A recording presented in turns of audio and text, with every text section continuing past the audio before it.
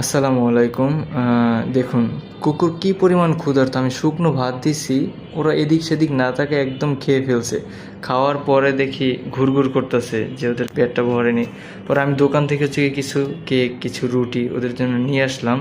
নিয়ে আসার পরে এগুলো খাওয়াইতেছিলাম। এত পরিমাণে এনজয় করছে ওরা, মানে কি বলবো। গ্রামের কুকুরগুলো আসলে এভাবেই অনাহারে ভোগে। ওর মাও তো এরকমভাবে খাবার পায় না, ওদের দুধ খাওয়াইতে পারে না। বাড়ির পর বাড়ি ঘুরে বেড়ায়, খাবার পায় না। সো ওদের কীভাবে আর খাওয়াবে, এটা দেখে আমার খুবই খারাপ লাগলো। আমি সবার কাছে অনুরোধ জানাই যে কুকুর, বিড়াল, মানে বোবা প্রাণী যেগুলো আছে আপনারা ওদের একটু খাইতে দিয়েন। ওরা আপনার কাছে তেমন কিছুই চায় না, একটু খাইতে দিলেই ওরা অনেক খুশি। আপনার কাছে আল্লাহর কাছে ওরা দোয়া করবে, মন খুলে দোয়া করবে। আপনি যদি ওদেরকে একটু ভালোবাসেন, একটু আগলায় রাখেন, ওরা কিন্তু তেমন কিছুই চায় না। আল্লাহ তাআলা রিজিক ওদের জন্য লিখে রাখছে হয়তো আপনার কাছে, সেজন্য পাঠায় আল্লাহ তাআলা। সো আপনারা একটু ওদের মানে ভালোবাসেন, টেক কেয়ার করেন।